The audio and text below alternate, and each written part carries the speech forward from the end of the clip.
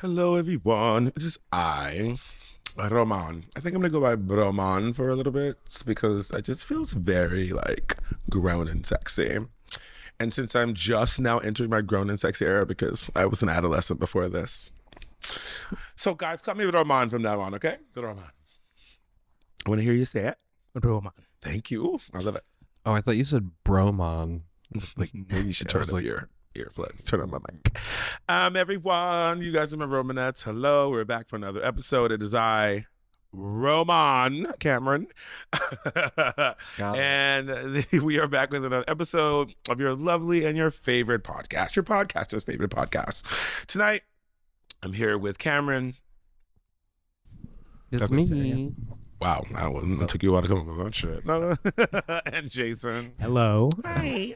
And we are bringing you another interview. preview. Actually, another interview. This time with Bianca. Funny on Amoura command. Teese. Can't be funny on fucking command. I was teasing you with the name Bianca. Anyway, so Amoura Teese is the only SF Bay Area diva. Her designation, she's amazing. The interview was really good. It gave us a chance to really get to know her and really kind of like hear her story from when she was a little niña, gender fluid even back then, I think, all the way to the community icon that she is. And it was cool to kind of hear her story. She's really fun. Stay tuned after the news recap for part one of that. Next week, we're going to be dropping the second part of Amoura's interview. So this is kind of like September's the month of Amoura.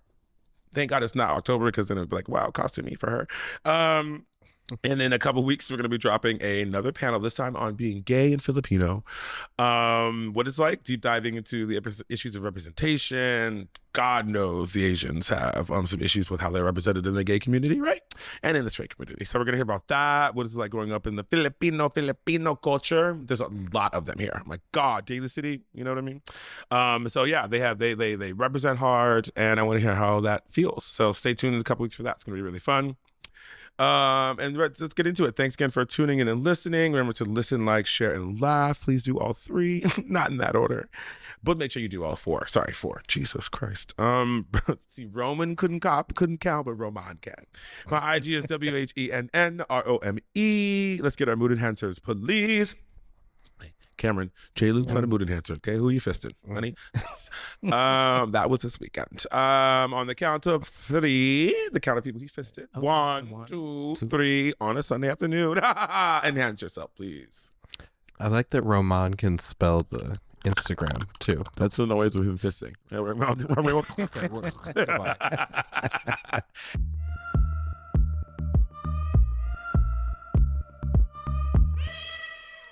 Happening since we last saw each other. Okay, so did you guys hear that RuPaul is going to be performing at Electrolux at, I think at the Midway for Christmas as a DJ? Yes. I'm sorry, I threw up. Oh, God, whoa. Okay. Jesus, was that Upchuck? RuPaul DJing. I am so sorry, guys. I haven't had that much of a gag reflex since I was 17. Ooh. Really 16. It was like 15. Okay, shut up. 14. Anyway, so I'll talk about me and my young gag reflex. Let's talk about how much I am gagging in all the wrong ways because fucking Paul, like, I hope you remember, if you've been following my podcast, when I talked about how I went to World Pride and I saw him, because he's in boy drag, which I don't even know why it's RuPaul. You know what I mean? It's not RuPaul. It's what's his real name? RuPaul Charles. Is his real name RuPaul Charles? I thought it was I Frack a Lot.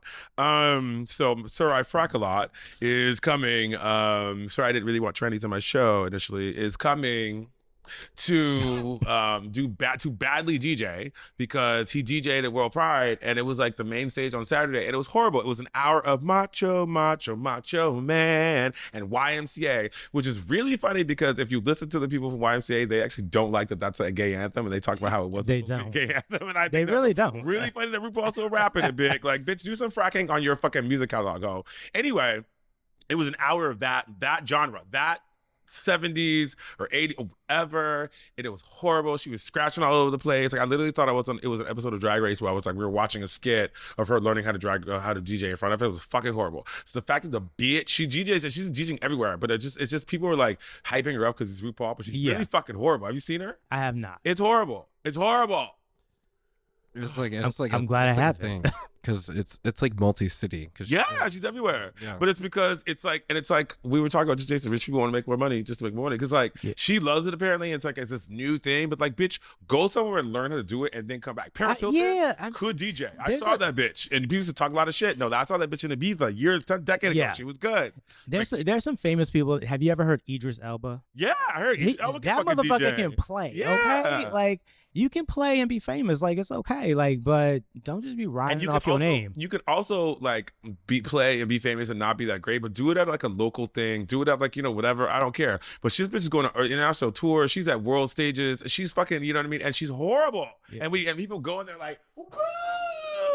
And she's playing YMCA, dressed in this striped outfit where she looked like a piece of fucking gum that was all, you know what? I'm over it. Did you guys see the Emmy Awards?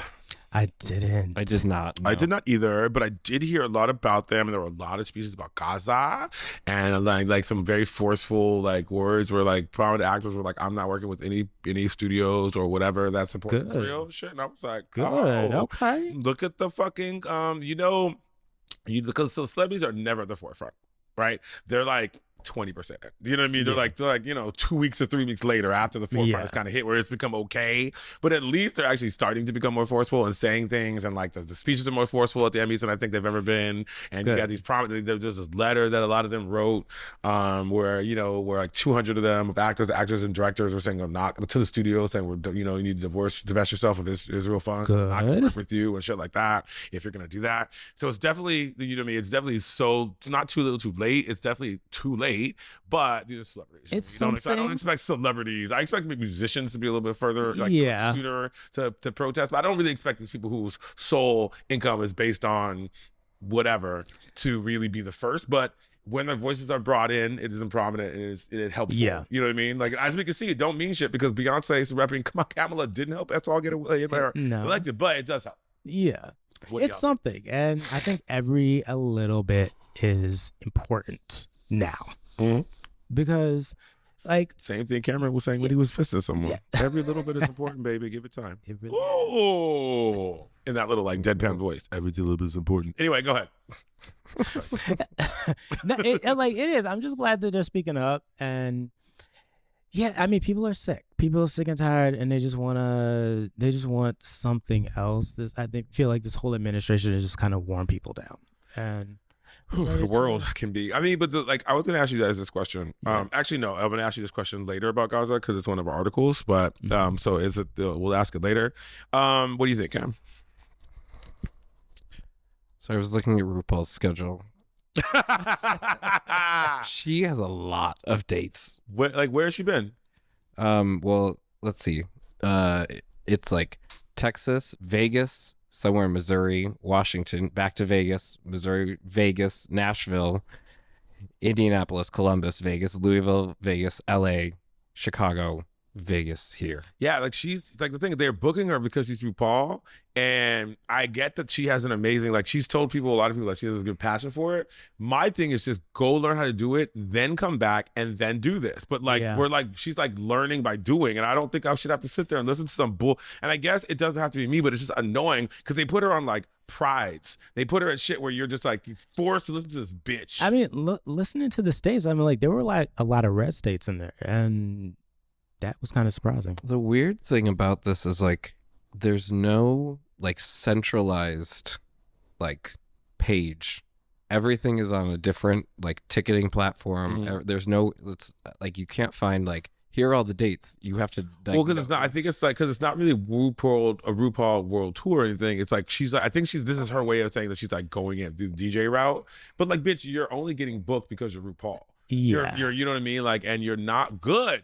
You're not fucking good. She's probably going to be better than when I saw her 3 or 4 months ago. If she's playing this often. Hopefully she is, because like, playing out for people, it does teach you a lot. True, but like, fuck. If she can really integrate some of the stuff that she's learning. I'm sure she'll be better, but I shouldn't have to fucking watch someone learn to do something online. Like, or if it is, say that. So come because it ruins the night. It ruins the night. And she's fucking horrible. She plays shitty shit. She plays shit. I'm so over it. Anyway.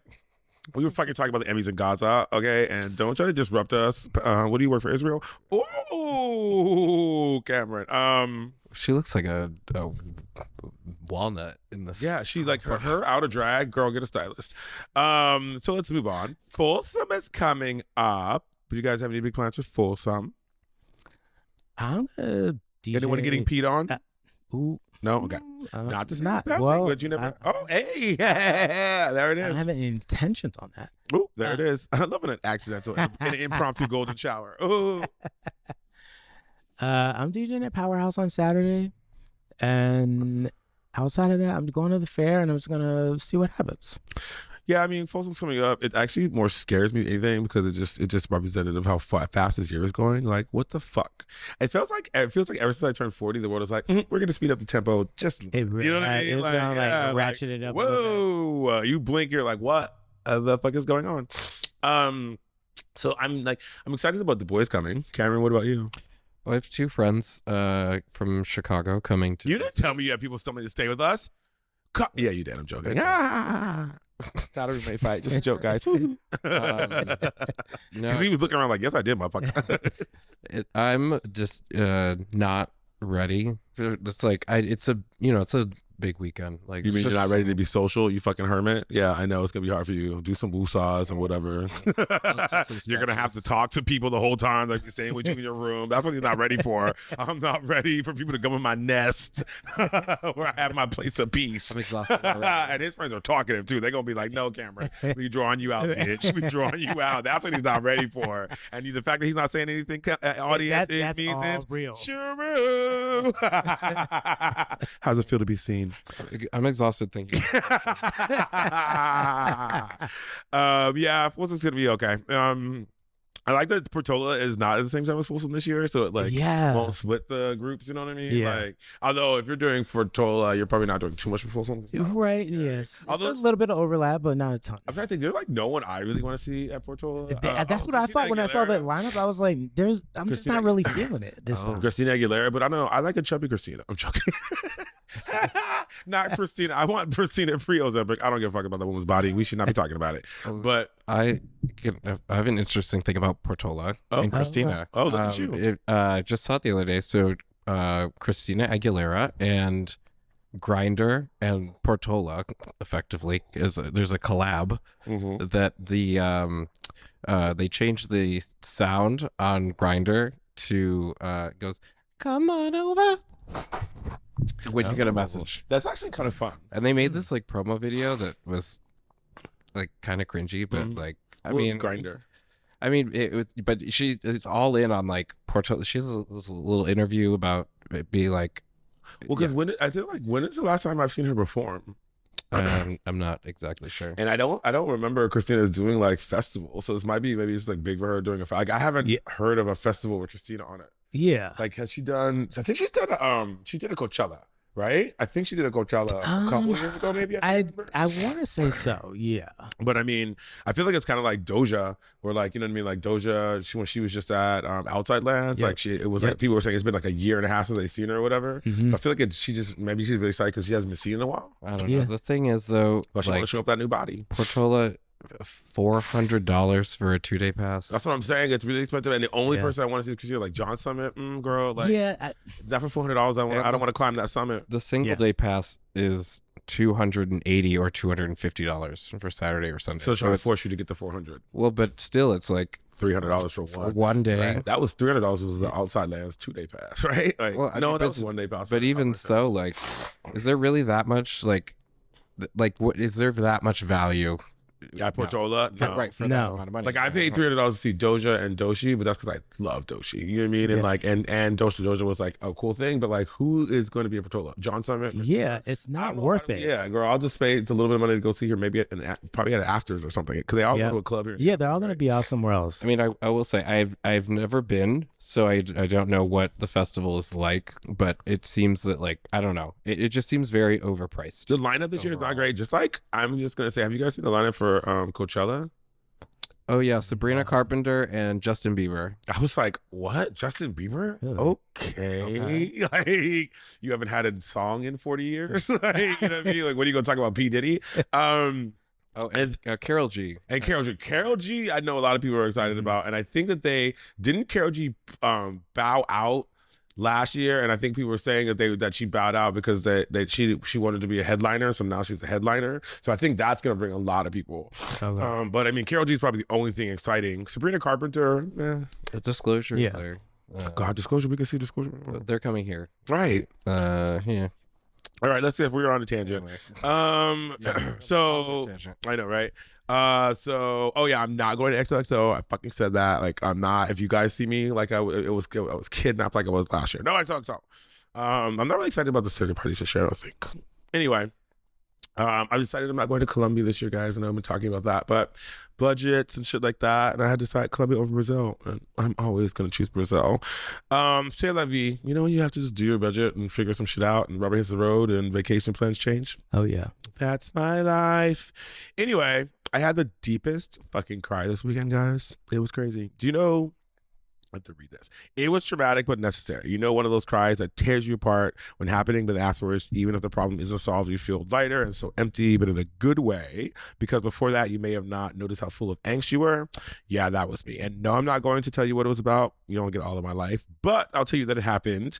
Shout out to my friend Jesse for being there for me when I needed someone. But yeah, so if y'all need to cry, just get it out. I think don't fight it. I think this had been something I'd been fighting to cry for a while, and then just from pouring out at those most inopportune moments. But I was in a Waymo. God, thank God I was in a Waymo, not an Uber. You know what I mean? Have you ever like tried to fight tears in an Uber? I have done that. Girl, it's a mess. So you be like in the back, like, do they see me? But you kind of want them to see you because you know you look great when you cry. That's me. But not this time. But what was I gonna say? Oh, shit, I got lost. And my problem isn't solved yet. But I feel lighter and more like you hit you like pop this emotional like zit or puzzle or whatever, and all is not woollish for me. I like had a really good moment with a friend who was there, and I got to be there for her when she was talking. And then a boy gave me flowers that night. So you know what I mean? Like it was like not a friend boy, but like it was sweet. Good. So the universe like gives you the things you need. You know what I mean? Yeah. And you have to find positivity in your trauma. Yes. That's it. And with that, what? Is someone gonna say something? I was like, please don't comment. Nah, on trauma. I just Thank you. I agree. Yeah. And let's go to party reviews, everyone.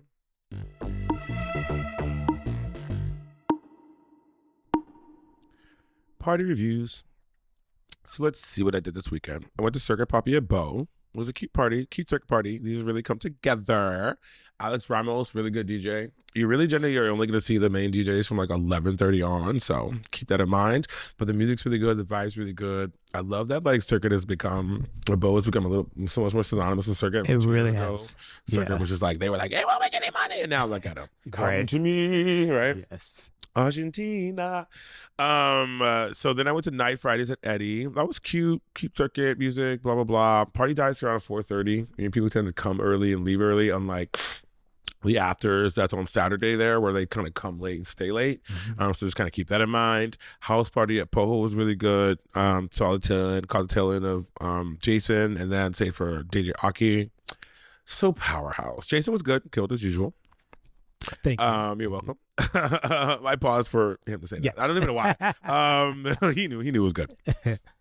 So Poho is I call Powerhouse sometimes the place where consent dies. I call it Poho too. Because I call it Poho, the place where consent dies, because sometimes I feel like, especially it's the kind of the older gays, they get to so drunk and they just feel like they're gonna just bump into you and touch you. It's a cruise bar, but like when it's like a slew of men that you don't appreciate, that you're not into, that you never gave a signal to, it can feel a little It can be a good thing or a bad thing. Yeah, right. Depending on who's touching you. And a lot of it just feels like it'll be, it'll be like these white men. You know what I mean? These older white men who just keep doing it. And then like, especially when they'll do it once, you're like, okay, girl, it's a cruise bar, I'll let you do it. And you come back and do it, bitch. I know. Yes. You ain't coming back for a grab. When I gave you the don't you get one look. So there's that.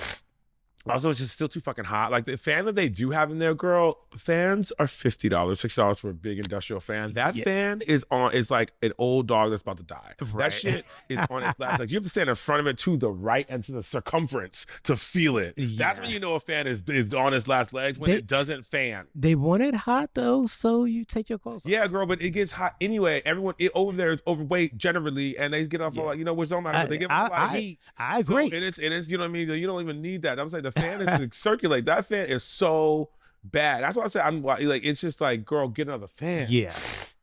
And also the music, like your stuff was good, but then Aki after it was like, girl, like it's just and it's maybe it's a reflection on what they're getting paid for that party, but like there was no new music coming from him. You know what I mean? So it was like dated, and it was just kind of like, Yeah. But overall, cute. I went to Hard Reset, Q Bar, very fun. Still got a great crowd. Music is a little experimental, but that's what Hard Reset's about. You know what I mean? Yeah. It can be experimental. It can be whatever. It's generally always dancey. Generally. Upcoming events. We have Flame on 9/19 at Bow. It's a little a curveball drag queen and a little disco dance party. Cute beat, cute host, cute club. Daytime Rona is one of the final ones for this season on 9/21 at El Rio. Country inspired, so I'm just definitely gonna go with disco. I don't do country. Thank you. Young Hearts and Provide. So now we're gonna get to our Folsom recommendations. I don't have too many because like they're not really exciting me. So maybe next week if I find out some more, I'll let you know. But these are the ones that have kind of like that have excited me. So I have Young Hearts and Provocateur. They're doing a collab on that Thursday of Folsom, which is really fucking good. Provocateur hasn't had a party in a while. Young Hearts only looks parties collabing. Yes. Can't wait for that. Yeah, that's a good recommendation. I've got Sex Tapes, the DNA Lounge for those of you like R&B, hip hop. You know what I mean? People of color kind of parties. That's going to be on 9/26. Mule, for those of you like techno, 9/26. Yes. Set a secret location. Love Mule. Probably going to do that. Probably will do that in Sex Tapes. Sneaks I'm including because a lot of people like to go to Sneaks. That's a 9/27. I probably am not going to go because I was a little disappointed by Dory. It takes too much effort to go for it to just be that, not much of a payoff. It's a lot. The Folsom one last year was really great, but I don't know. But I am really excited for Deviants. Okay. I'll be there on 10/28. That's after the full that festival. Really good techno, really good vibes. I had some good dick when I was there too, which is the only reason I'm going back. Hello. Do you guys have any Folsom things coming up?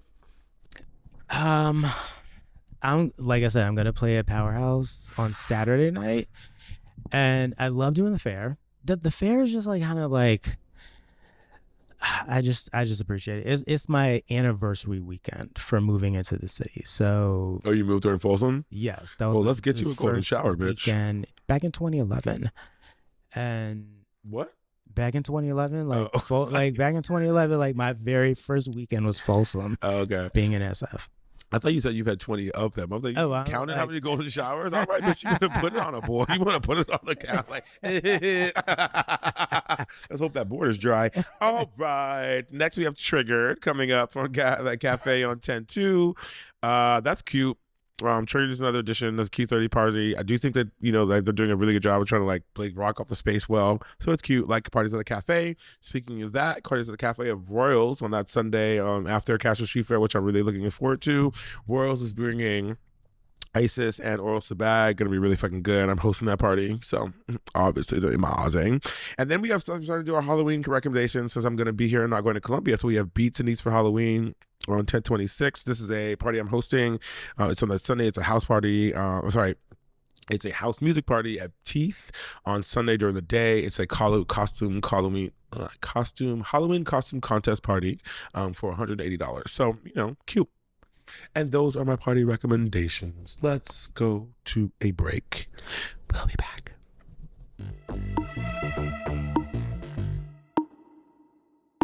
And we're back with world facts, world news. World. Sorry, dick in my throat. So, UN Commission of Inquiry accuses Israel of genocide in Gaza and urges global action. Finally, right, guys? Finalmente.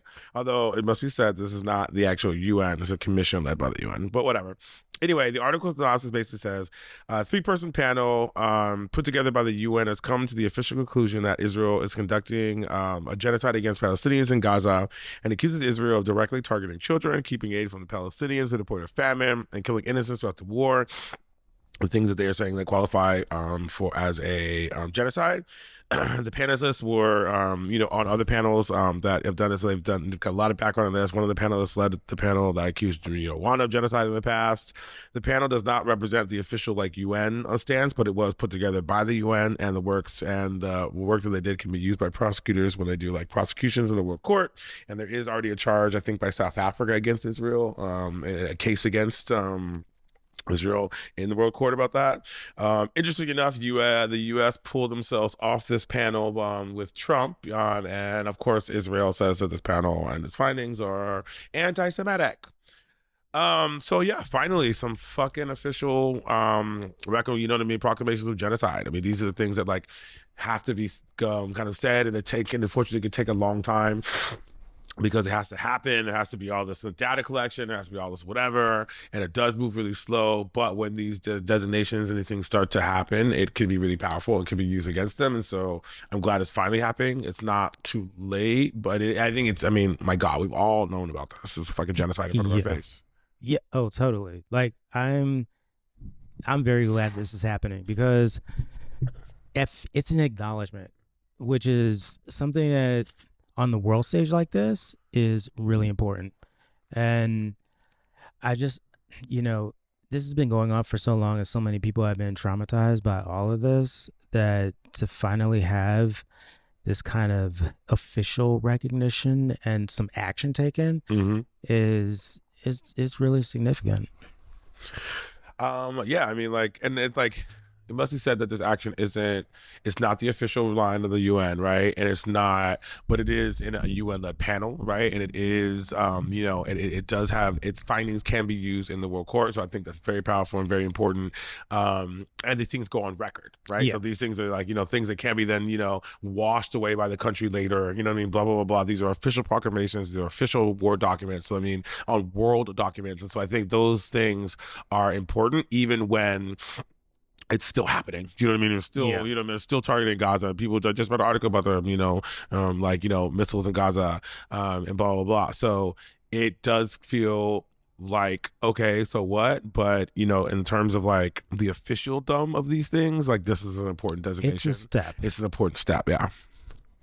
Yeah, of course, it's like, this is great. And just reading the article, it was interesting to see that, though, that they're calling out that like it could still take years to like actually have the court like vote and declare this as the truth effectively.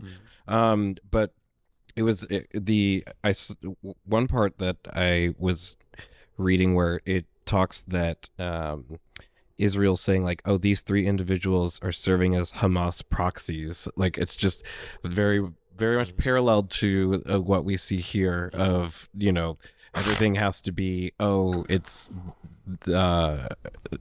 all these people are, of course, the, working for the anti-Semites and blah, blah, blah, yeah. And even like parallels to the U.S. of like, whoever this is, anything against the right is, they're working for the left and all this. And it just is, that's the default, narrative that it gets spun to. It also brings up, and this is kind of getting to the question I wanted to ask you, the hypocrisy of America, because, America pulled out of it. And we could say, blame it on Trump, but here's the question I posit to you guys. Do you think we'd be in a different place with Israel right now if Kamala was president? Honestly, I don't think it would be tremendously different. Right. I think she was just like as beholden to them as Biden and all the other ones. Yeah, I think that Biden would have, if Biden was still president, had won a second term, or if Kamala was the president, she would have pulled us out of that, because there's a reason why the United States isn't part of the World Court in The Hague. Because they don't want to be brought up on all the charges they can be. You know what I mean? Right. And so I think that like this is the reason why I wasn't too upset about her losing, in the sense that like, I don't know if it really should have been Kamala, because, I love her because she's black, but two, like genocide and Palestine was the reason that like, Biden's a war criminal. And the reason why I like completely lost it on Biden, you know what I mean? And the reason why I wouldn't have voted for her if I give it a chance against another candidate who would have opposed the war completely. You know what I mean? And I think that like for this reason, because I think that, a lot of other things are wrong with America because of Trump, but we would be in the exact same position with Gaza, with Kamala. And that's unacceptable. Yeah. I definitely agree. You know what I mean? What about you, Cameron? What do you think? Yeah, I would agree. I mean, I think it's all this it's all like a dance that that all of these leaders play of we just see it kind of continue to be carried out, that it's how far can I like go that it looks this way, or I'm doing this but not, dipping my toe but not getting too involved, but like that's not enough. Yeah. You know? And yeah, I mean, like, and because we're actually enabling it, but I do like in here that they start to call out the panel to call out nation states that are selling weapons to Israel, which is America. You know what I mean? Yeah. Because they're like that's where it starts to become. I think we can start like holding America a little bit more accountable because the world is now acknowledging and saying that by selling weapons, you're enabling a genocide, and that's putting America on the wrong foot. And we would have been like that with both our Democratic and our Republican president. Because it's about the Israel lobby. Yep. AIPAC that funds a lot of the politicians. Yep. And Israel pretty much has a lock on like a lot of that cyber warfare tech. You know what I mean? Yeah. So we get a lot of that from them. You know what I mean? Which is why they're so important. Which is why we allow them to do this shit in the first place. Yeah. All right, let's go to American news. Huzzah! Hooah! Sorry, hooah! That's the Marin. Okay. I don't know huzzah. I think huzzah is like Greek or something. I don't know.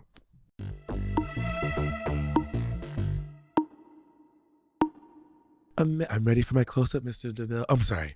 American news. Sorry, guys. Wrong podcast. I was sending sex messages to my boyfriend. Yeah, right. With a boyfriend, I would not be crying. Well, maybe. Anyway, American news. But that'd be like beautiful tears. I'm trying. Anyway, American news. Charlie Kirk redeemed by Ezra Klein, Gavin Newsom, and the political class. So a little background. If you haven't heard, shots were fired. Shots and prayers to Charlie Kirk, who was shot dead last week while doing a talk at a college campus. Charlie Kirk was a right-wing provocateur I don't need to say provocateur like a cute provocateur, well, fucker, who went around to college campuses debating the rights to guns and other inflammatory things with kids at campuses. He's notorious for having and espousing really fucking gross views and homophobic things. He's made statements such as George Floyd didn't die of a gunshot, but a heart attack. He said things like he doesn't believe in separating the church and state, doesn't believe in abortion, makes fun of trans people, shit like that.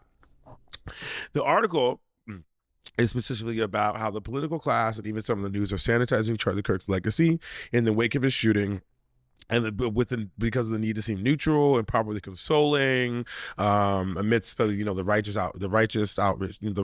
self-righteous outrage from the right, and it talks about how that sanitation does not talk about and washes away in some places the incendiary things in the background of a character such as Charlie Kirk, when he said things like Haiti is a country full of animals, made fun of trans people, said things like people have to die. Some people have to die for a country to have its Second Amendment rights, and those deaths are unfortunate, but okay.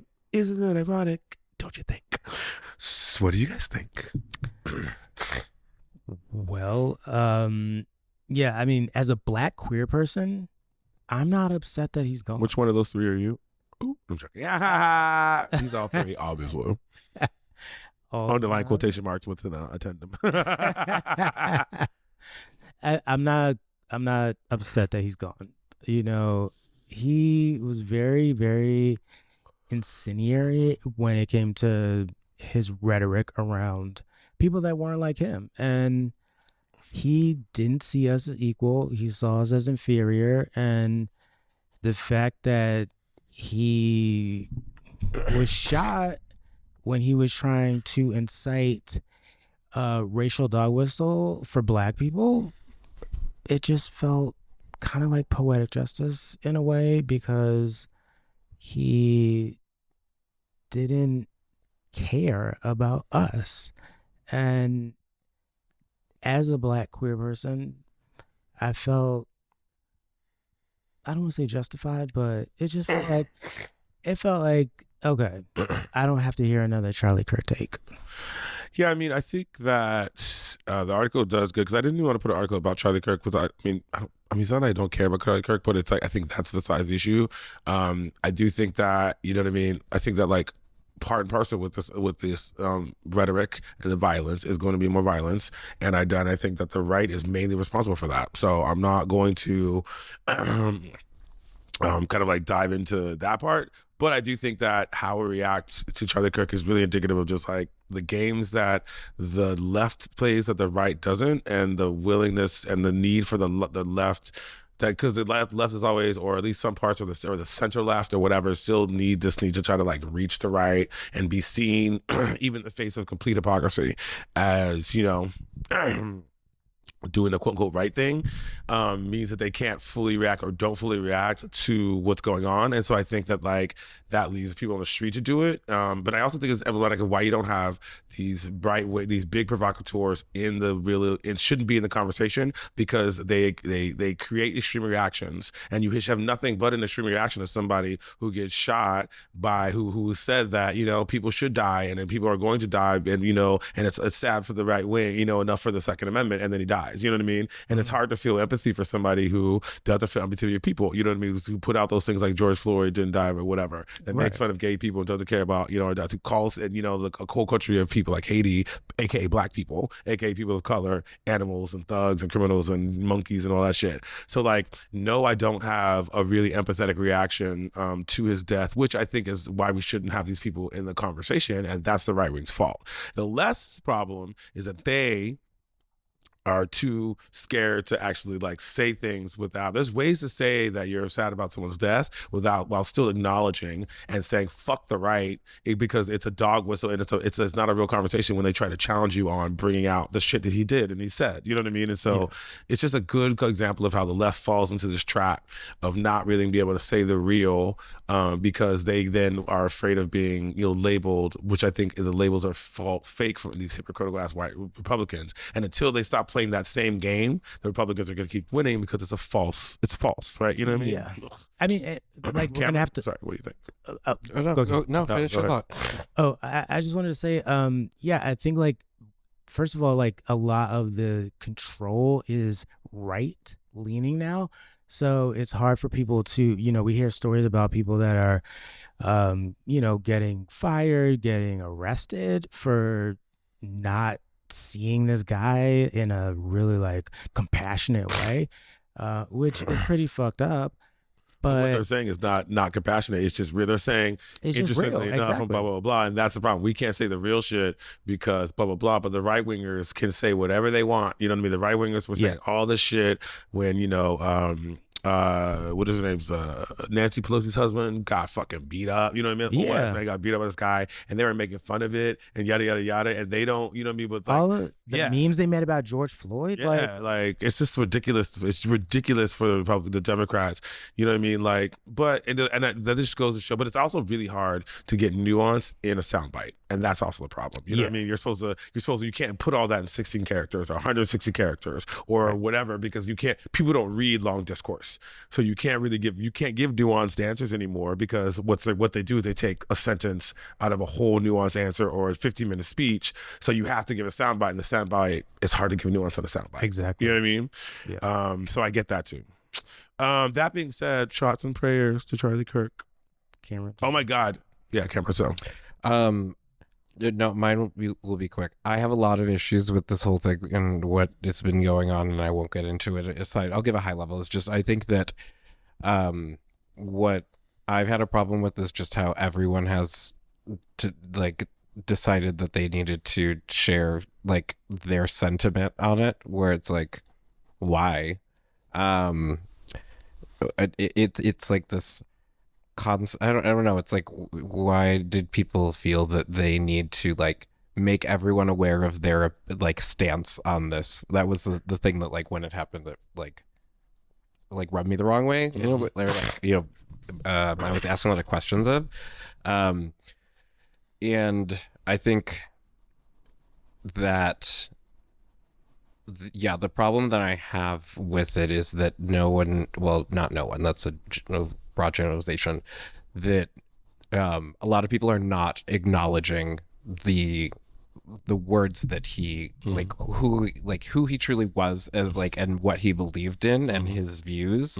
That's just kind of thrown to the wayside, and it's just like he's a debater. Like, you know, he brought debate to like, no, that's not, He was like, a debate provocateur. exists. Yeah, so and that's not a debate. And then, I mean, the other part that I think that a lot of people like haven't really been talking about is the fact that this happened, and then like 6 hours later there was a vote in Congress on the Epstein files. Oh yeah, and that was not covered. And call me a conspiracy theorist, but I don't know. I'm full on like conspiracy theory on this, and you know, that's a whole thing. But Well, I mean, I do think that like you might made like I wouldn't necessarily say that one thing happened because of another, but I do think that when they make the calculation in the newsroom on what to talk about, yeah, and who decides, what to, you know what I mean? Oh shit, this story is now big everywhere. Then the corporate overlords are going to decide that, and so you know what I mean. So yeah, I mean, I think I can agree there. I also think that like the right was primed. They're waiting for a martyr. Do you know what I mean? It just you saw how quickly everyone's like, oh my God, you know what I mean? How his wife has become that. You know what I mean? It's just like it's clear that. You know how they say like Rosa with Rosa Parks, they knew they were gonna throw a protest and they designated Rosa and they chose the light skinned one and not the black girl, the darker skinned girl. That's how Rosa got chosen, right? So this kind of feels like the same kind of thing where it's like they were waiting for a reason to for the reason to keep sparking the anger up on the right, and waiting for a death and waiting, and then it's gonna happen. There's all this violence, there's all these guns, there's all this whatever. Somebody look at what happened to Trump, and so because it just seems like it was just like the news feeds. The bots were just prepared to just all, you know what I mean? As soon as it was a right-wing martyr, whoa, you know what I mean? Like everyone was waiting for this next step to try to funnel the anger up because they need to keep rationing the anger up to keep getting what they need, to keep thinking people past what is really going on in the country. You know what I mean? Because right now Republicans are starting to shake a little bit because the economy is shit, eggs are high, the jobs are shit, they can't get medication, yada, yada, yada. How do I keep them on my side? More anger and rage. Yeah, you could, so that's it was a perfect distraction. Because I think the guy that they have in custody, I think he did it, but that's just we got to do the trial and all that stuff, but I do think he did it, but I think they are using it as propaganda and a way to rally the base. And I think they need, to Cameron's point, they need these things and more of these things. So I think things will be created, and things then and points and things that do happen will be preyed upon quickly. You know what I mean? All right, let's go to local news.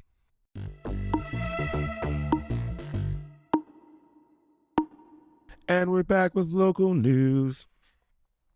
So SF Mayor Lurie, family zoning, SF Mayor Lurie's family zoning housing plan wins its first major approval. So articles about, Mayor Lurie has a plan that seeks to add 36,000 units to the northern and western sides of the neighborhoods of SF. The Board of Supervisors voted 4-3, who are the three, to pass the plan and move it on to the next steps. This plan would add units to the North Beach and Marin areas, which they are mostly single-family homes to the tune of, I think, 75%. This plan would allow for like 6 to 8 story buildings to be built in these areas. This plan, of course, faces backlash and a lot of feedback from residents in the community who are worried about their neighborhoods and whether and worried about whether this plan is the necessary funding for senior and affordable living homes. All the zoning does is allow for them to be built. It does not guarantee funding for them, which is, I think, a valid point. Various supervisors have added things to the bill to account for that, you know what I mean, and account for, like rent control and account for those kind of things. But, of course, there's a lot of discourse on it. I personally think that this needs to happen. I mean, like, to me, you can't build an area if the zoning's not there. So yes, I think it's important that we make sure, and we're trying to make sure that that there's financing for this. And I think that, trying to, there should be a lot of plans and a lot of, like, I don't know, rules or laws or something to try to make it as financially viable to build affordable there. And I think that's important, but I think that you can't just like terminate every plan to zone the area until it happens, because without zoning, it's not going to happen. And then also, it might be kind of hard to get financing in a city in which we can't ever fucking build anything. You know what I mean? And when we've made these laws, so it's really easy for like a single individual or a small entity to derail any project. So, I mean, if I was a financier, might need a little commitment, like the zoning's in place. What do you guys think? I agree. You said North Beach. Yeah, I mean, Marin, North Beach. Marin and North Beach. It's, I think it's definitely, like, I agree with you, it's needed. I'm not sure. Cameron, what do you think? Well, to answer your previous question of the three people, it was Commissioners Gilbert Williams, Catherine Moore, and Teresa Imperial. Those are the three that voted. One of them is getting recalled, right? I think one of them is getting, one of them's close to getting recalled, or there's a close to a recall election. Not exactly sure. But I think you brought up a good point on the fact that this is just for like the zoning.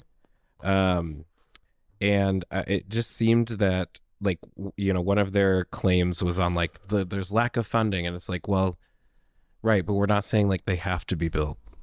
So you can't say like, oh, we're worried about the funding for them. Right. It's like, this is just the blueprint. Right. And to say that like there needs to be guaranteed funding for the affordable housing, I think is important. And I think that there's ways that you can, try to put laws in to like, try to guarantee in a way that like is affordable housing, but to continue to add red tape to things in the city with too much red tape so that you guys can keep your place is single housing, to say that that's how the neighborhood needs to be when we need more, whatever in the city, because that just screams not in my neighborhood. Sorry. You know what I mean? And like to require, like so many specifics that nothing ever is built is not the answer. And it just seems very easy for them, because also I like how they're saying like the value of the neighborhoods. Those neighborhoods aren't valued. Where are the poor people who live in the neighborhoods? Where are the poor people who live in Marin? Do you know what I mean? Right. I don't like with 78% single family homes that still doesn't keep these. I don't know if there's any neighborhoods in San Francisco that poor people can live without that. So I don't understand how this is keeping poor people in the neighborhood. Like, you know what I mean? You ain't no poor people fucking Marin that I know about in North Beach. You know what I mean? Like they live in Bayview, right? Like what the fuck? Right. So I don't know. It's just fuck that. That's why I was like, I think in the article, one of the supervisors is like this, like it's basically this voodoo wisdom that they just come up with all these reasons why things can happen, but it just screams, I want to keep my neighborhood like my neighborhood, and things have to change, and things can't change till the zoning's there. I don't, you know what I mean? Like that's until things are allowed to be built. So you know what I mean? I just think that's bullshit. We need this shit. Fuck them white people who think we can't, because I know they're mostly white. I agree. Well, the rich white people anyway. And the ones in Marin. Everyone else is cool. The white people that are cool, they're not true. With that, let's move to pop culture news.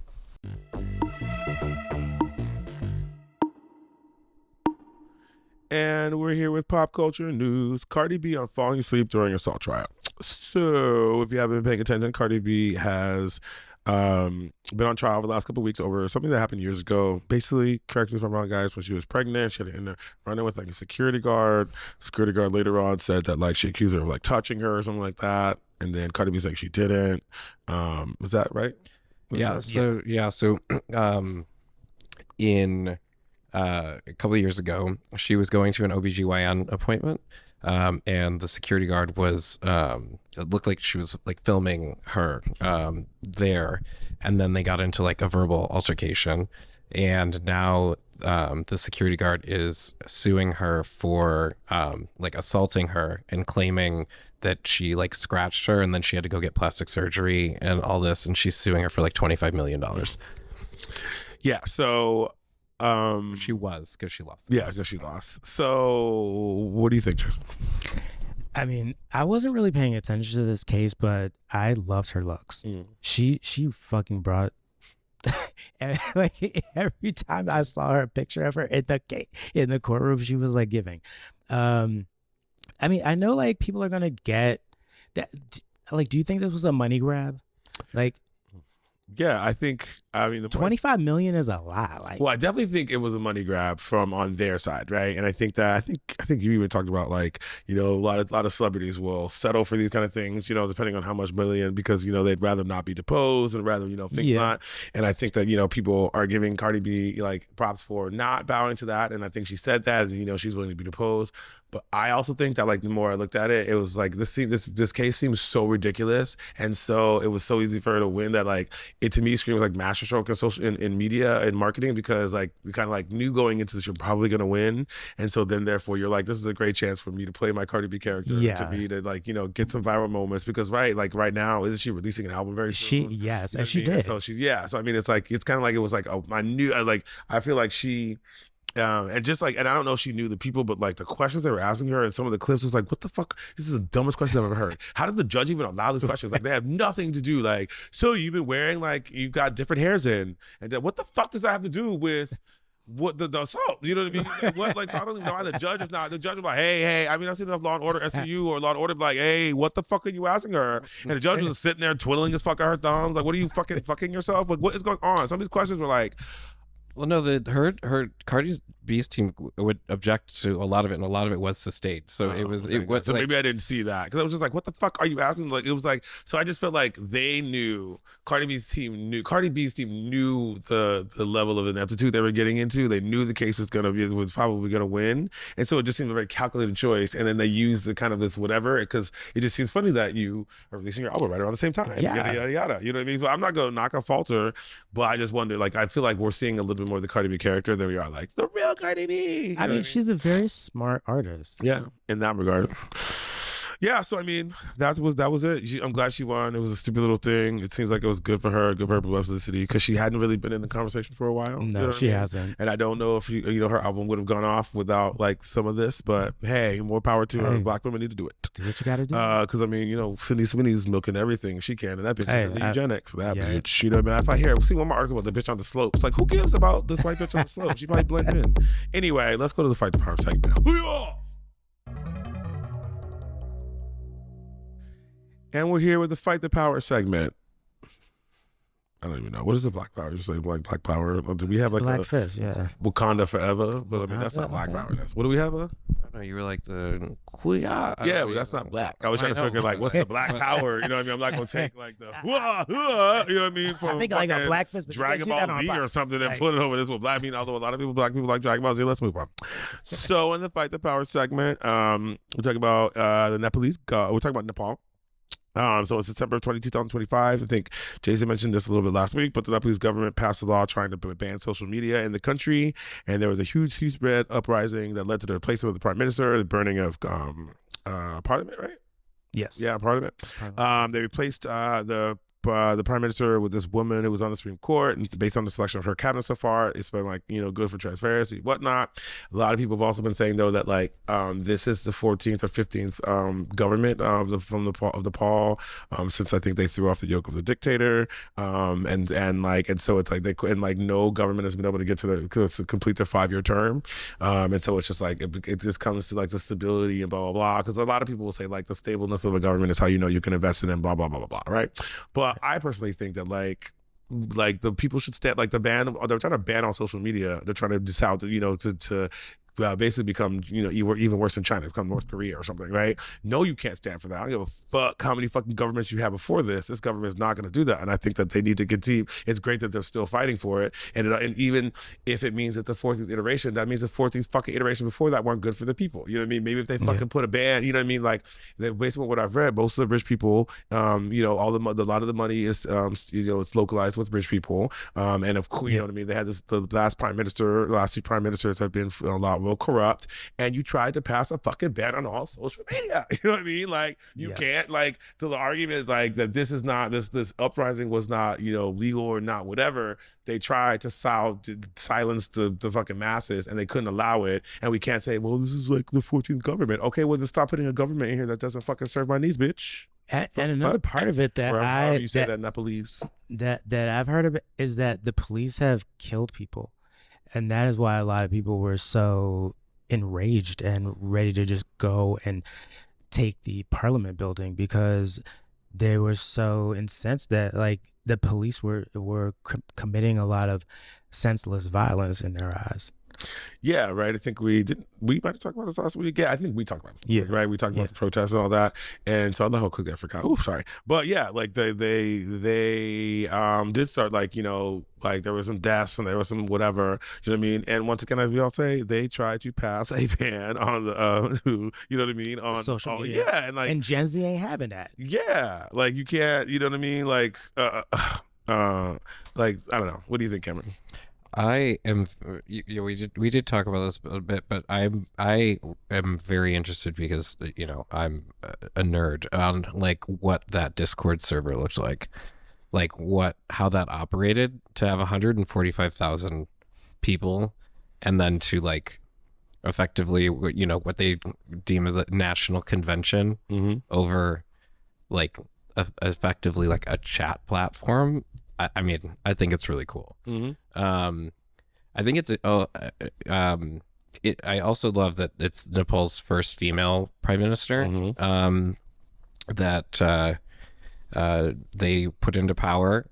They nicknamed her Mother, which was like, Cute. that's cute. And she's got a really transparent government. Wonder why. Yeah. Maybe what happens when you put more women in power? Right. The only thing that was not concerning is like, again, she's 73.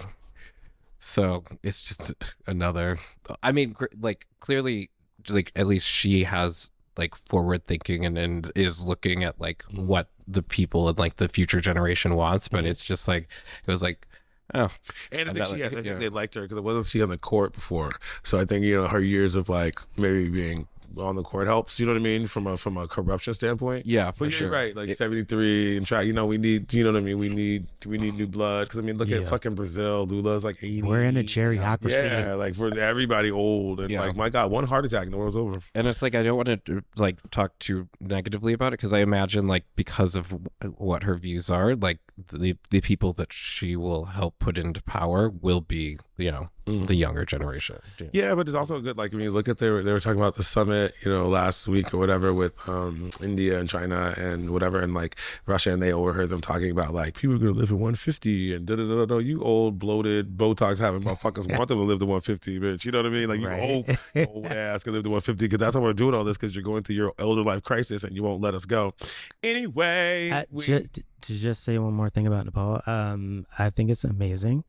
And I'm very grateful that the people stood up for themselves. Yeah. I was looking up how to say like fight the power in Nepalese, but this fucking thing won't translate it or say it right. And like I don't want to like say it fucking wrong. You know what I mean? I don't think like maybe next week. Yeah, maybe next week. It's like Saktila about something. You know what I mean? But I'll look it up. Workshop next week. And it won't be racist. It'll be not that. Duolingo. Hello. No, that's Duolingo, whatever. I hope you enjoyed the news recap. Stay tuned for the interview with Amoura Teese coming up. Next week we'll be dropping part 2 of the interview, and the week after our newest panel. So stay tuned for that. Please like and subscribe to our YouTube channel, babes. That's how we know that you love us and how it gets like forwarded. And like and subscribe to all of our channels. You can see us and listen to us on any of your podcasts or streams, and also on YouTube. Thank you, Cameroon. No problem. And Jason. You are welcome. And my name is what? Roman. What? Broman. Fucking bitch. Thank you. Bromine. Right. You're number 1, Jason. And Cameron's number 2. Well, he's at her. Fuck, number 1. Oh, anyway. See you next week. Remember to listen, rate, and share. Please tell your friends and spread the word. Also remember to set a reminder so you'll get a notice when I post new shows. Send me any feedback, questions, comments, or concerns personally on IG, which is WHENROME. No, sorry. Fuck. WHENNROME. Until next time, keep it sassy, San Francisco. Bye. Bye.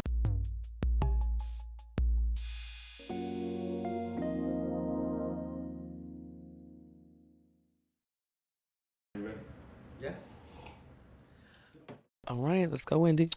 Ma. Me.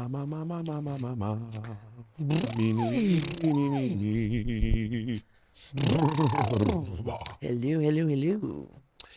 And we are here. I hope that you are going to edit that part out, you little motherfucker, because he didn't tell us that he was going to start the video and we were here doing our lip, you know what I mean? Sometimes you just need to warm up the vocal cords. I can leave it in there. Okay, leave it in there. They need to see what happens on the back. The real talent. Hello, everyone. It is I, and we are back with another interview of my amazing podcast, When in Rome, and I have the Amoura Teese. What is your Instagram name? The Bay Area Diva. The Bay Area Self-proclaim. Diva. Self-proclaim. Bitches had a problem with it? Yeah. 0. Oh. Zero. Okay, that's it. I said zero in Spanish. Zero. I don't speak English. I am also a Mexican American, so yes, I'm not as bilingual as I wish I could be. But, wow. Okay. Well, that's between you and your therapist. But you know what I mean. We love your we support your brown pride. Oh, sorry. And you're Mexican American. This is the Bay Area Diva. I am in Rome. I am Roman. Sorry, you were at the When in Rome podcast. Thank you for being here. Excited. Let's get this interview started, shall we? So. When and where were you born? I'm joking. Sorry. Like when did you, where are you from? When were you, at least when will you acknowledge that you were born? Oh, we're starting already. Well, I mean, I wasn't being unserious by calling myself the Bay Area diva. Like I grew up in the East Bay. I grew up in Hayward, like I told you. I lived in Hayward, San Leandro, Oakland. Moved to San Francisco very shortly after when I turned 21. Okay. And when I started doing drag, I just started I literally hit the floor running and was getting booked all over the Bay. Oh, we haven't even gotten there yet, but I love the self-promotion. But yeah, look at Ooh. She is talented, which is why she's here, everyone. Okay, so what was life like as a young gay when you were growing up in the North Bay? All over the North Bay, right? East Bay. East Bay, sorry. East Bay. Well, I mean, I grew up in is the East Bay like East LA? Like East Oakland. I didn't spend that much time there. Okay. Not that much time. I mean, growing up, kind of like being a queer kid, I was always super effeminate. I was always a really super effeminate one. I could never see that. Never. My voice was even higher than mask for mask on top when I only on certain nights. Well, actually, yeah. Let me take the top out. Mask for mask, definitely. Okay, so you were mascara, always queer, always blah blah. And were you kind of was it accepted? Were you accepted in East Bay? I mean, what was it like? Yeah. I came out when I was 12. Oh, okay. And I came out because my mom kept finding me chatting on these LOL gyros. You're like, you know what? Let me just get this out the way. Just tell you, Mom. It was 3 a.m, I remember, and I was on the phone with my internet boyfriend, and she was like, "What are you doing up this late? It's a school night." And I was like, "I'm gonna call you back." Mom, that was a study group. I think I'm gay. Oh, that's cute. It was at 3 a.m. in the morning, and she Karen'd out. My mom was the white side. Yeah. So it was the worst day taking me to school the next day. I think it was end of 8th grade, beginning of freshman year. Your mom, you couldn't have given this to me after breakfast in the morning. You know, it's 3 a.m., honey. I mean, it wasn't in the height of the moment. Yeah, I feel like. And I was like, it I'm just tired. Of hiding, and I was fortunate enough to have a family that supported me. Obviously, there's bumps in the road with every come out story. Yeah. But I mean, only in the movies is everyone that they really and okay, you know what I mean? Because people don't really know it. That's for the storyline. Yeah, and acceptance comes. I mean, really acceptance. I feel like comes in stages. You know what I mean? Like my mom was actually really accepting, but then I remember I was so young that she was actually so progressive. I didn't know at the time. She was like, "You don't really know what you are. You're so young. Just be. You know what I mean? Don't even label yourself." And that's true. And I was like, "But you don't know me. I am bisexual." Because at the time, we've all been there. Everybody starts as bisexual. Well, the more you come out to your sexuality, maybe you are the bisexual. My bisexual ass ain't never touched a pussy but once. She liked it though. Anyway, okay, so you were out. You came out when you were 12. Were you wearing your mom's shit? You were makeup as a child? I mean, yeah, I was 5 and 6, and I was putting on shows as Selena, and my grandmother would let me go through all her old dresses and costumes. Oh, that's really play cool. with Barbies and stuff. That's really cool. Me and my god sister, I still have pictures, and I have them on my ofrenda at home with all my family that's passed away, but I mean, my god sister, she's still alive. Yeah. But it's just a very beautiful memory, and it's me and her in my grandmother's backyard, and dresses and little short church heels and cute. Blankets. The kitten heels. Yeah, the kitten heels. And it was very. My grandmother also introduced me to Judy Garland, all the classic gay stuff. Right. And then as I came to be more mature in my Mexican side, that's when I learned more about Selena and cumbias and learning how to dance. You are half white, half Mexican? Yes, pretty much, yeah. Okay. And that's cool. So I mean, it definitely sounds like you were very supported, and not only were you supported as a gay man, it sounds like you were you're the creative side, and you know what I mean? Yeah, and I was definitely one of the more creative people in my family. Everyone else just had a regular job. We'll get to that later. But no one was really an artist in a certain way, but maybe if it was a very light hobby, but not a serious one. Do you think that was because they weren't? I mean, I'm not saying your family was talented. Right? Or do they not get the opportunities? You know what I mean? I mean, some people were like they were good dancers, but at the wedding, right? Like, you know.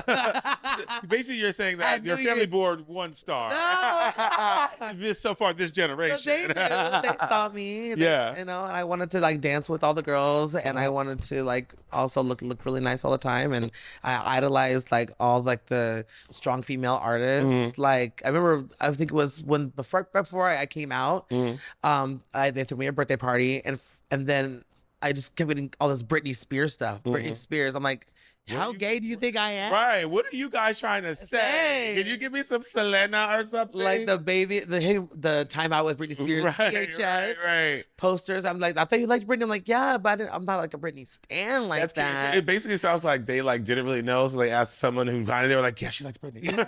So they all just went and got Britney. Well, she was on the radio during that time, you know, and that's all we would listen to. And it's not like it was easy as it is now to just go online and figure out what the gays wanted. Do you know what I mean? Back in the day, because you are ex-old, and so that, you know what I mean, back in that day, you know what I mean, millennial. The internet wasn't as fast.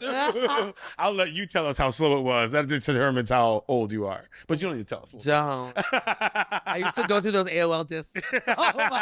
Not the AOL instant chat. Oh, I remember those. Okay, so what about in school? Like, were you like creative in school? Were you in like bands or blah blah blah? I really didn't come to like fruition of my, I want to say like the height of my creative queerness or whatever. Not the height of her creative queerness. Not the pinnacle of my je ne sais quoi. Okay. I was 3rd grade. Yeah. And I auditioned. I got the balls. I got the balls. They were dropping. Hello. In 3rd grade, were they? Jesus. No. Like you were the only 3rd grader going through it that early. Okay. Right. Is this voice cracking that soon, Nino? No, okay. I remember the days. And I had auditioned for a choir, and I was the only boy to audition for the choir. Really? Oh yeah, in 3rd grade, and like you had to like go in and like sing Happy Birthday, and sing your favorite song. Right. And baby, all throughout school, I was getting the solos and everything. Wait, what school was this that they only had boys? They didn't have any boys in the choir? Any That's crazy. Boys in the choir. It was like very homophobic. Yeah. Like, I mean, because I was like, I mean, like, there's a lot of boys who were, I mean, high school, well, there were a lot of gays, but there were some straights. No, then again, like even in my up to high school, like I think I was the most out gay person. Oh, really? In the whole school. I mean, there were a couple like lesbians, like really dykey girls, but like the guys, they were all like really low key, had like one friend, and I'm over here running for prom king. Right. Like, hey y'all, the star. I think that I should be prom king because literally, and I lost to the Associated Student Body president. Oh, really? Of course. That's guess who won prom queen? Oh, his girlfriend. Right. That's kind of like me when I was younger. They had King of Hearts, and I was like the old. I mean, I was at the time I wasn't out, but everyone kind of knew. But I was like friends with all the big black girls, and like the dance black girls, and so no one ever fucked with me. Okay. And so I never got. But then I was really popular, so I remember like same thing. I went out for King of Hearts, lost to some stray boy, but I tried to, I was the little gay. Yeah, but all the girls had your back. Yeah, you know what I mean. And I was that. You know what I mean. I was like I am now, that kid. So this is your interview. Let me get back to you. I know. Hold on. Okay, so you did deep dives. What about like bands? Did they have a band at your school? They did. And were boys in the band? Yeah, there were boys in like the band. I also played violin for a little bit, but I didn't really. I like singing. Yeah, you were very good at it, right? Thank you. So you sang? You were like in plays and stuff in school? A little bit. Like I was in Greece and a couple just like smaller little productions. Who were you in Greece? I was Teen Angel. I sang Beauty School Dropout. Oh my God, I was Kaniki. Oh my God. I sang Beauty School Dropout. I honestly you gotta appreciate the kids in the class, but the people that the teacher chose to play the lead, Danny and Sandy, we were all like, them. They were like, "You're gonna get it. You'd be a great Danny. You'd be a gay Danny." Right. I was gonna serve it. There might be a little backstory between Danny and Kaniki that we have to add in there. But then again, nobody else that I was even in the drama class or that had auditioned could sing Beauty School Dropout. Right. So I had to. Yeah, and you had to, and like you can't. There's not like I said, when I was Kaniki, they made me Kaniki Nikki, and they also maybe the Beauty School Dropout, which you could kind of do. But it's a standout role. Yeah, but you can't do Danny and Beauty School Dropout. I know. You know what I mean? So yeah, I because you kinda have to get be it. in the And Beauty the School scene. Dropout, yeah, Beauty School Dropout is so iconic. You know what I mean? So I get it. But I'm But sure it you got was, your yeah. tens for Beauty School Dropout. Oh, I did. Oh, baby, honey, the girls don't know. Hey. Okay, so you came. You said you wanted to move to. You moved to SF when you were 21. Yeah, well, I mean, I always wanted to move to SF since I was a kid and coming out because I was like, I knew that was my community. I knew that that's where I wanted to be to, just be gay and be free. At least that's what, I felt like was going to be. And it was the closest gay mecca. You know, Yeah, when I was of younger, I wanted to go course. to LA. You know what I mean? 'Cause Yeah. I was Santa Barbara, and that was the closest thing. Oh, So I can okay. see that. So what was it? What were you doing when you first moved here? I was working no, my first job ever in the city was on Fisherman's Wharf at a t-shirt shop over in Anchorage Square. Okay.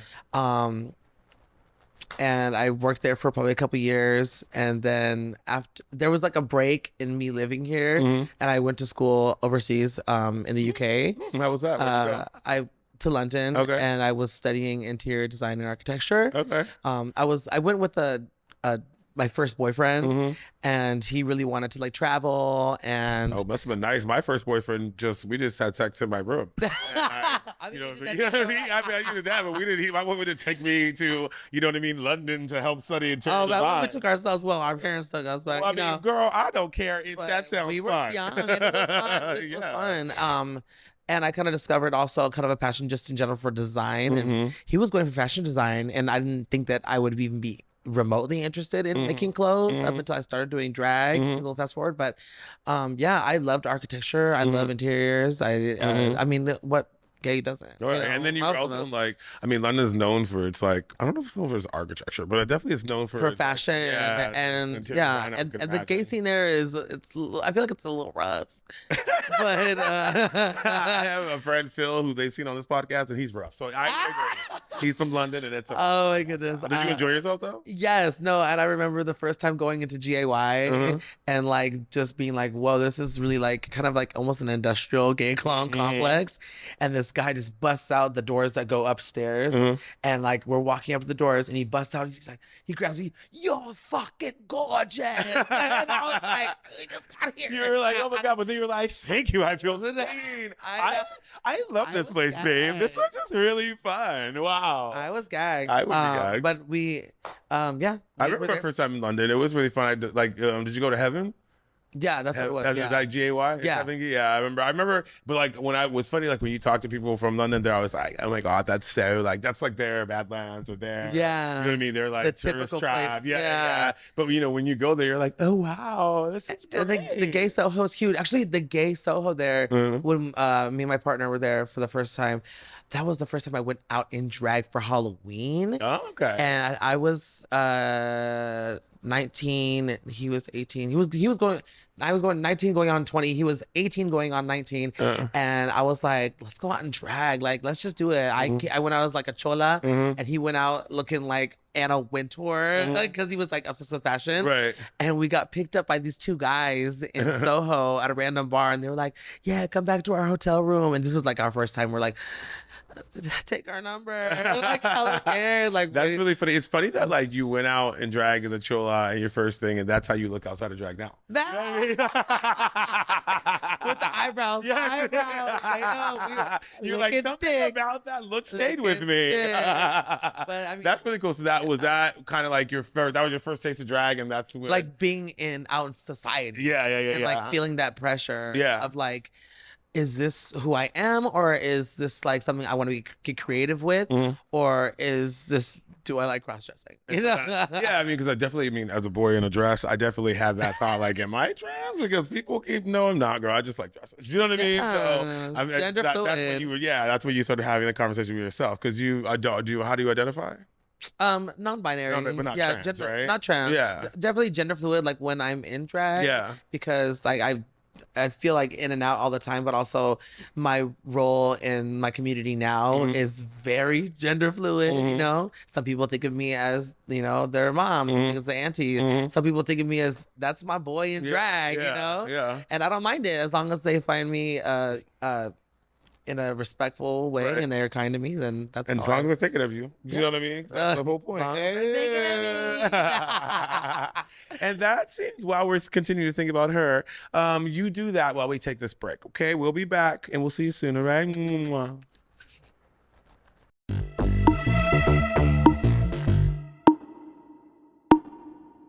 Hi everyone, we're back. I'm still with Amoura Teese. I don't know why you would think I wouldn't be. I hope you had a good break. Oh God. This is my episode, fool. Right, I know. I put my phone in my butt and it was just a mess. Sorry guys if you're seeing that. It's a mess. How are you guys? How are you? Hi, I'm doing It's been a fabulous. great It's just so much interview. fun. It's right. It's really fun. Let's keep going. I love finding out about you. Okay, so when did you start doing like drag officially, and like kind of why? We talked about like you had your first experience, right? And then you decided that you were a fluid drag queen. When a gay man has way too much fashion sense for one gender, he is a drag queen. It's literally what it is. Yes. 2015. You remember? I don't know. When did you move here? 2016. Oh, okay. Yeah. I think we had tried to have this conversation before. There was this old restaurant bar called Balançoire in the Mission. Okay. And I had some gay friends that were like in dancing at a dance studio that I was working at in the East Bay, and they said, "Come to this drag brunch." Right. And I'm like, well, I don't know what drag brunch. I know what drag queens are, but it's an event, whatever. And I don't really do brunch. I don't really do brunch. I sure don't. I was working at a dance studio after I got back from London, and we had broken up and all this kind of stuff. And I was like, I wanted to take on new adventures, see new people, meet new people. And my friend was like, yeah, come, I'll introduce you to all my friends, and we'll go to this brunch, and then we'll go to the Castro and like drink and hang out. Sunday fun day. And I watched the show. I think who else was in it besides obviously who I'm going to say? I think Carney was in it. Carney Sada. I think Love her. Adriana Roy was in it. Love her. Johnny Rocket. Love her. Not Beyoncé. Do you remember Beyoncé? No, don't know her. But I'm sure I would love her. Lady Bear. Okay. Yeah, I think she was in it too. Okay. And that's where I met also Pearl Teese. Okay. And Pearl was my friend's friend that had introduced me to the whole thing. And he looked at me and looked at her and it was like, she be fish. And I was like, what does that mean? Right. Thank you though. And tilapia. And literally, hey. And Pearl was like, okay, I think so. And I hung out with them the whole day. And I also like observed while they were performing. I was like, dang, some of these girls are just, they walk out and the crowd goes wild because they offer a fantasy that like you don't get all the time. And obviously in that time, like all you had to watch was like Camille Toe. Right. I'm just kidding. Love you, sis. Right. Who also was actually one of the other first drag queens that I met. Oh my God. I remember Camille, though. 16 though when I met Camille. Oh, really? That's a whole podcast in itself. Yeah, right. I don't know if we have time to go back to the future. Back in time, right? And I saw that and I was like, dang. I was like, I've always wanted to perform, and obviously I had the qualities, and I was working at trying to excel my skills as a dancer. And then I became friends with her, and she helped put me in drag for Halloween 2015. And then so because you're a tease, right? So Yeah. who's your mom? so Pearl So Teese. when did you become a tease? Not until March of the following year. Okay. And so between the Halloween until 2015 to March 2016, I would go out with her like maybe like once a month, I think I remember. And like there's that one iconic photo of me in the back of Cafe before the third renovation, and I'm in and at Q Bar, and I'm in the third Raiders- renovation at Cafe that still didn't get them to be able to take cards. Oh. Well, now they do. Now they do. They can do ownership, thank God. And I was up in the club with my Raiders jersey on and the beanie, you know, repping Oakland. And they were like, yeah, she's giving fish. The girls thought I was going to be trans. I mean, that chola shit again, right? That chola shit. Yeah, here we go. I was where my family, was from. Right. That's what I grew up looking at. Right.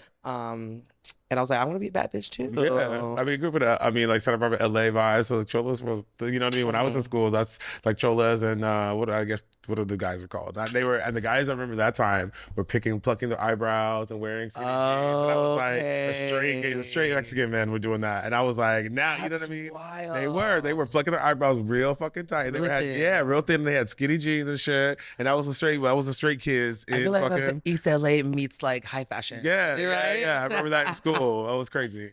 Okay, so then when did you decide to like you were gonna start making your like living as a drag queen? Kind of was that right away? Or did the beginning of drag you were just like doing? Yeah, beginning of drag, I was just doing drag every now and then, and I had a regular retail job. Okay. And I'm also a certified massage therapist. Okay. And so I was doing with that. those happy endings. You know, girl gotta get by. Right. And if I gotta have a client in my mother's living room, I will. Tease you, okay, that will not be Honey, a tease. my mom waited on the patio. She said, "Son, get this money." We are teasers. That was a true story.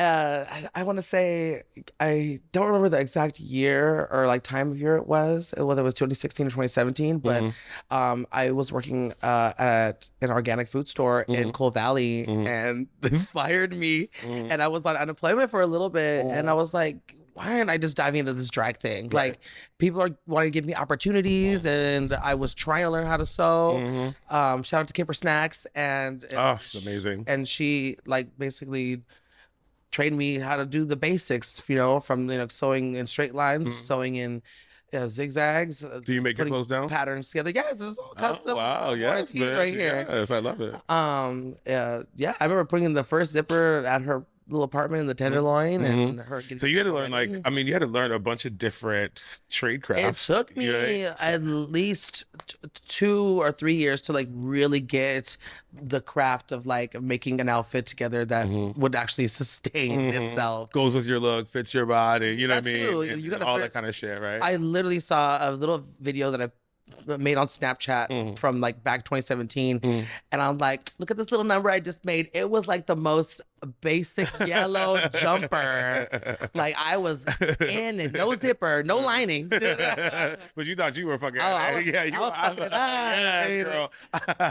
love that. Yeah. So what do you think what is like the hardest part? Oh, actually, what was drag like then when you first started versus now? I mean, back then the girls were dressing in the Forever 21, you know, and you hear all the time from girls in LA, like when they first started, like for example, like my sister Delilah Be Fierce, like and Boy More, they were both queens coming out in the tiny little dresses that they would get still wearing Forever 21. Well, now it's fashion. No, yeah, now it's Forever 22. But at this time, obviously, now fashion, like, fast fashion has become so much more of a big thing, and it takes so much more influence, and they try to make it look good. But that's also kind of like what you do when you start drag. I mean, most drag queens don't start. I mean, with custom outfits that they make themselves and Oh yeah. You start by going to wherever you go to get your first, girl clothes, and you try to make it fabulous, right? And it's gonna be Zara. It's gonna be. I had multiple Forever 21 dresses and stuff that I had borrowed or thrifted even. So I've been there. I started from the bottom, and now we're here. Right, and now she tops occasionally. More often than you think. Yay! I'm here for that. Okay, so what do you? What's like the hardest part you think about making your living as a drag queen? I mean, like I was saying, like I did it initially not only because I wanted to be a part of more community, because like moving to the city, I didn't really have a whole lot of people around me besides like the person I was dating or my friends that I just met at that front, and I wanted to I saw everybody go out and like be like, hey, I wanted to be part of that too. And also a survival, I needed something consistent and a community that was going to support me and a way to kind of monetize that fabulous feeling you get, you know what I mean? Like, but it's like you have to monetize it, right? Because it's like it can be addicting to be out in the scene and and be fabulous in whatever way you are. But then when you try to monetize it, it's when it becomes work. It's when these things kind of hit you and that you never thought, you know what I mean? Or that you have to deal with. And I mean, now that I'm 10 years in, it's definitely it's for me it's normal, but at the same time, I know how to separate my friendships from the work, and also in a way support them in any way that I can. Somebody told me this the other day, which I was like, wow, I never thought about it that way. But at the same time, it's true. Like, I feel like I'm one of those people that likes to send the elevator back down. You know, if I'm gonna rise, you will rise That's a good way too. to say it, sending the elevator back down. So I think that like it's true that like everyone has, you know, shows that aren't good, that don't go well. So what would you consider like your worst show and why? Like what did you like learn from it? You know what I mean? Have you had like a show that you like that you think that was like, oh my God, that was like my worst show? Or the worst reception or the worst something. You know what I mean? Oh my goodness. You know, like we always as artists want to go into it thinking that, oh, they're gonna enjoy this. And I don't think I've had any performances where like people really didn't enjoy it. I've definitely had people that didn't expect me to want to sing on stage, so they weren't as interested because they wanted to see like your typical drag or a dancing queen. So that can be discouraging. Right. And I had good advice from the beginning, and actually it was Adriana that said you should always sing at least one song if there's a good sound system at the venue. Don't matter like who's there. This is still like your talent, right? You know, use it. But definitely I've been feeling I've felt discouraged before when there was one person in the audience, and I felt discouraged or underwhelmed with my performance when there was like a whole full club, you know? But you know, we're hard on ourselves. But we always want to do better. And I feel like I'm doing better. Right. And doing better is always just like it's a continuous thing. You know what I mean? Especially when you just keep adding the shows in. Then at some point, you know what I mean? Like you're gonna have a show that's not great, or you're gonna have a day where you don't feel that the show is great because every single fucking show, you know what I mean, isn't gonna be. You know what I mean? And it can get repetitious too. Yeah, and you just have to deal with, you know what I mean? Like did you try your best and blah blah blah, move on, right? So with that being said, what would you consider your best show? Have you ever had that show where it was just like these shows where it was just like, mwah, and you know what I mean? And why were they like that? Coming out of the pandemic and doing that first Pride Fest in Oakland, right outside of Port Bar, rest in peace, and being able to like Port Bar, not Oakland. Just want to make sure. Port Bar in Oakland, and hosting that Pride Fest that first year we came back to actually like do a whole festival. I mean, we had that was when My Name on the Page came out for the first time, right before Drag Race. And she flipped all the way down Broadway. We also had Trinity K. Bonet. We had La La Ree. We had Camden. That was Camden's first Pride in Oakland before she got on the show too. And yeah, we had Maya. Maya was our headliner. Maya the singer? Like Case of the X. Lady Malide. Yes. And I just felt so accomplished because I was like, they trusted me to like host the whole thing. And it was like a sensitive topic because like, you know, the world was opening back up again. And I just felt the love, you know, and the community being like, she really is out here for us like that, you know, representing her art and community. Plus I feel like I felt like what is it? COVID allowed people, especially performers, maybe to like hone their crafts a little bit. Cause a lot of them, and so then you got to come out, and it was almost like a new debut. Oh, you got to really show people like, you know, this is what I've been doing for 2 years, and yada yada yada. And I know a lot of drag queens and stuff who or DJs or whatever who spent those 2 years just kind of diving into shit because you didn't doubt. This is what kept you sane. You know what I mean? Yeah. And for a preparation of hopefully coming back. You know what I mean? And evolving our art, becoming video editors and producers and camera people, you know, iPhone camera people. So what would you say is like one of the hardest kind of like crafts that you've had to learn to be good at drag? To make your drag, or to like help your drag pop. You know what I mean? What was like one of the hardest things that you learned? Hair. And I'm still like, I didn't make this wig. This is a wig that shout out to Sally, my daughter Sally, got from a queen in Mexico. But like that's another queen who like honed in the hair. Like Sally can get the hair down. I have no patience. Like I'm good with the human unit, and I'll flat iron it and I'll curl it. Good. I don't know nothing about teasing and smoothing a synthetic wig to save my life. And if I do, it's a mess. But I think part of it is also like learning what you know, because you can't be great at everything. You know what I mean? Especially to when you get to your craft to a certain standard. That's when the community helps, and you can, you know what I mean? Yeah, and you should also support your community too. Yeah. And so you can support them by, you know what I mean, by, you know, buying from them, and you know what I mean, and bigging them up when you talk exchanging about ideas, doing a trade, you know? Wearing them when you're performing so that other people know, and then, you know, Oh, businesses yeah. get And you started pick up shit. more orders. Yeah, yeah. Do you make clothes for other people? I have in the past. It's been really hard lately to like be consistent with that because I'm such a busy queen, and I obviously like the show part of it supports my life more than the costume part of it. Right. But I feel like if I focus on doing that more so than performing, then I could probably pick it up.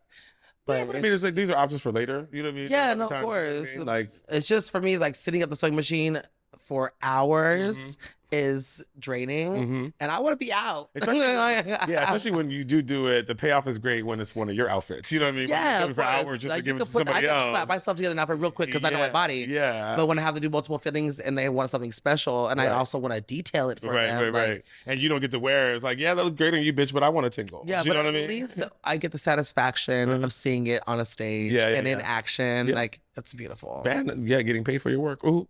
And with that, we're gonna end with part 1. Okay, as usual, you know That what was happens. part 1. That was part 1. So that was 0.5 the first one. Hey, yeah. So we'll be back for part 2. Thank you, Amoura Teese. I can't wait. Hey, yeah, it's When in Rome. When in Rome is my podcast name. WHENNRME is my IG name. Keep it sassy, San Francisco. We love you. We'll see you soon. Bye.